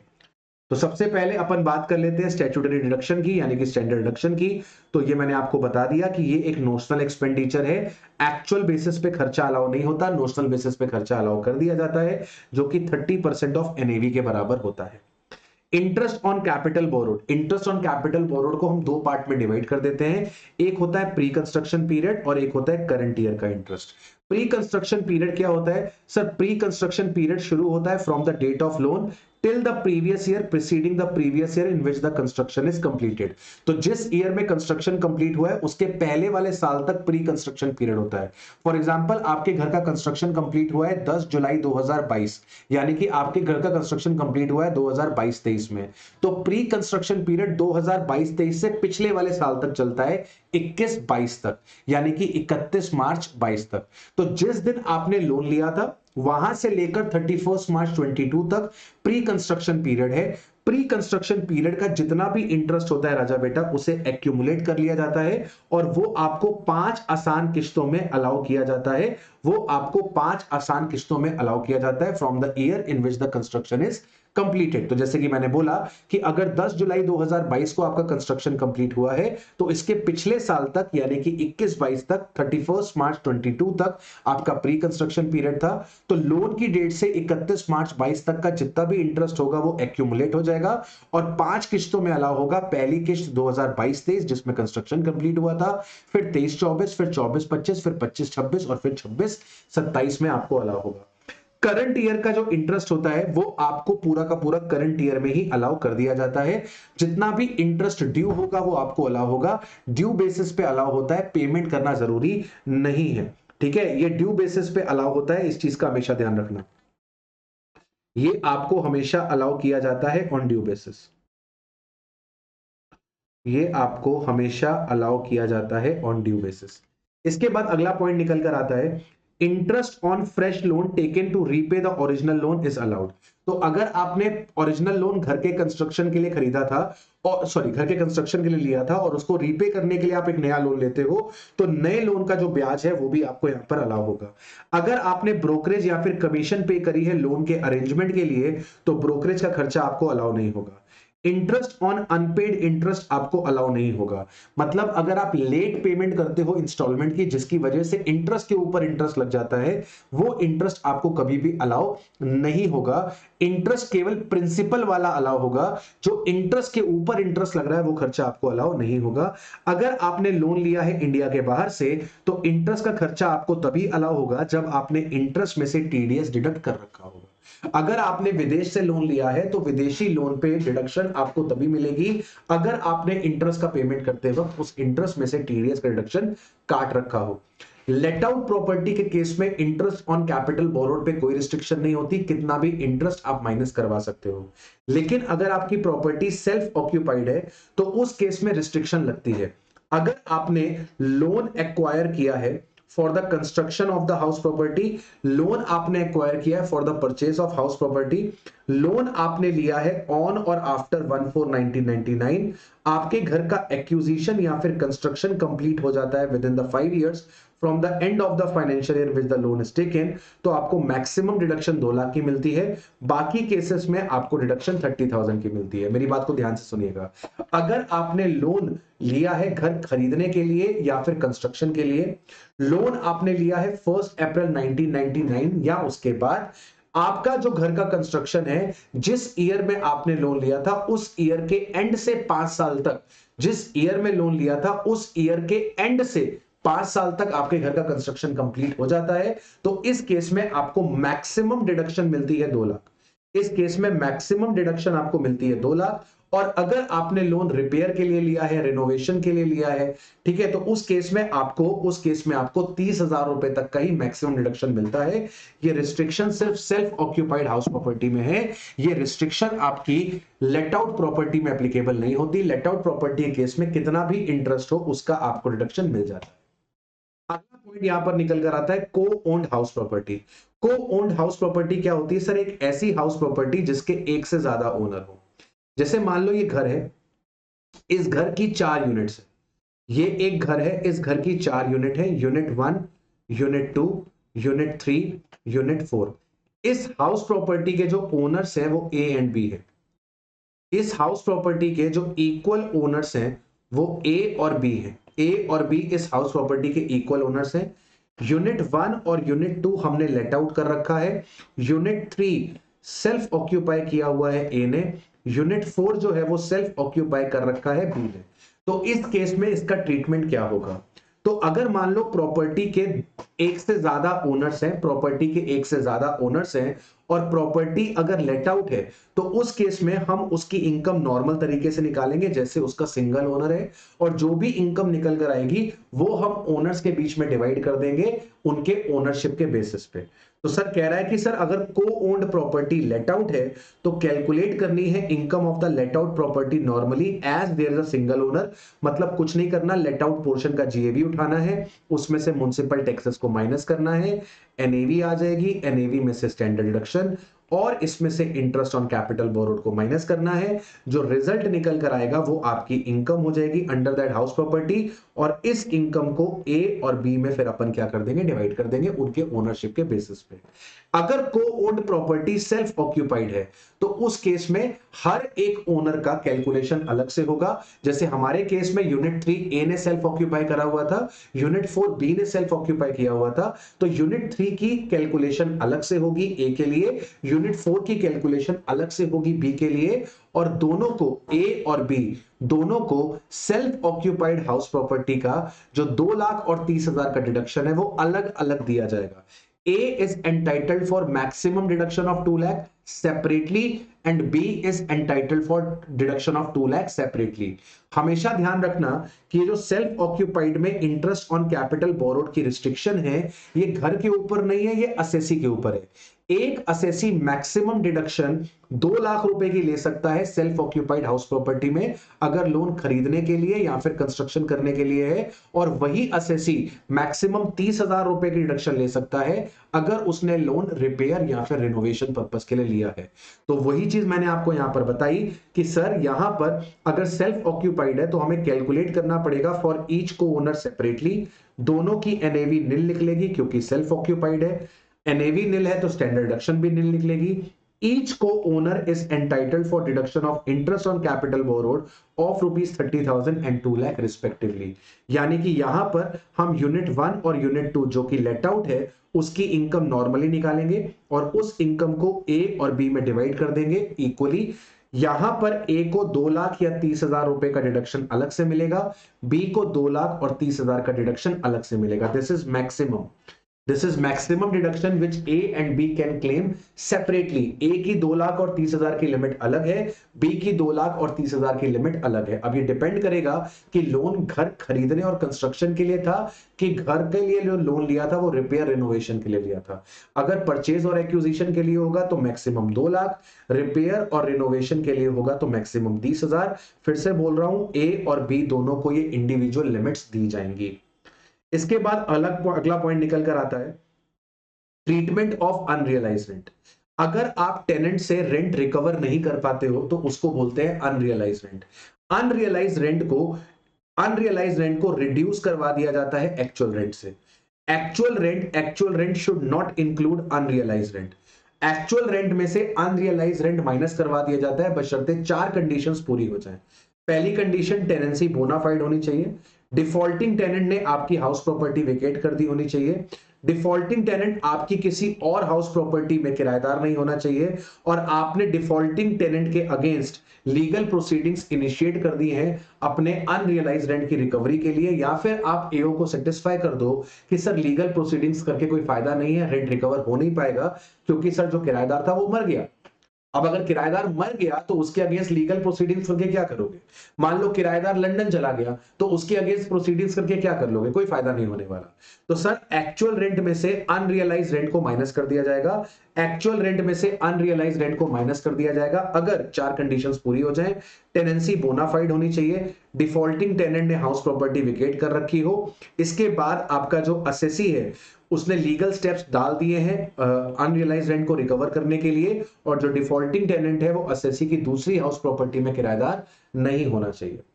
अगर आपको अनरियलाइज्ड रेंट रिकवर होता है या फिर एरियर्स ऑफ रेंट रिकवर होते हैं तो उस केस में जो अनरियलाइज्ड रेंट है या फिर एरियर्स ऑफ रेंट है वो आपकी इनकम बनती है under the head house property, और उस इनकम में से आपको 30% का, उस इनकम में से आपको 30% का डिडक्शन अलाउ किया जाता है। तो जिस भी ईयर में आपको एरियर्स ऑफ रेंट मिलेंगे या फिर जिस भी ईयर में आपको अनरियलाइज्ड रेंट रिकवर होगा उस ईयर एरियर्स ऑफ रेंट और अनरियलाइज्ड रेंट आपकी इनकम बनेंगे। इस इनकम में से 30% का स्टैंडर्ड डिडक्शन आपको अलाउ किया जाएगा। इट इज इममटीरियल कि सर जिस ईयर में रिकवरी हुई है एरियर्स ऑफ रेंट की या फिर अनरियलाइज्ड रेंट की, उस ईयर आपके पास हाउस प्रॉपर्टी है या नहीं। मतलब अगर आपके पास हाउस प्रॉपर्टी नहीं भी है तो भी उसकी इनकम आपकी कवर होती है under the head house property में। ठीक है, आई थिंक इसमें हमने सारी चीजें कवर कर ली हैं। इसके बाद अगला पॉइंट निकल कर आता है डीम्ड ओनर। किनको किनको डीम्ड ओनर माना जाता है, this is not so important. इसको आप एक बारी अपने पास से भी रीड कर लेंगे तो चीजें आपको क्लियर हो जाएंगी। राइट, उम्मीद करता हूं मित्रों आपने सेशन एंजॉय किया होगा। एक बार आपको फिर से बता देता हूं कि हमारे जो बुक है, हमारे जो नोट्स है, ये आपको पीडब्ल्यू ऐप पर मिलेंगे। डिस्क्रिप्शन बॉक्स में कोर्स का लिंक है, फ्री ऑफ कॉस्ट आप इस कोर्स को ज्वाइन कर सकते हैं, एनरोल कर सकते हैं। Make the best use of it. इस वीडियो को जितने ज्यादा लोगों तक आप शेयर कर सकते हैं शेयर करिए। सिर्फ टैक्सेशन ही नहीं, बाकी सब सब्जेक्ट्स का रिविजनरी सेशन आपको इस पर्टिकुलर चैनल पर अवेलेबल होगा। तो मेक श्योर करिए कि सभी स्टूडेंट्स को इसका एडवांटेज मिले। सभी दोस्तों के साथ शेयर करिए और मैक्सिमम नंबर्स पर आप इन सेशंस को ज्वाइन करिए, देखिए, एंजॉय करिए। जो भी कमी पेशी लगे जरूर से हमको बताइएगा, हम नेक्स्ट क्लासेस में उनको कवर अप करने की कोशिश करेंगे। पीडब्ल्यू हमेशा से जाना जाता है स्टूडेंट्स के लिए, तो आपको जो भी चाहिए वो सेवा आपको प्रदान करी जाएगी। मिलते हैं आपसे नेक्स्ट वीडियो में। टिल देन अपना ख्याल रखिए। By two all.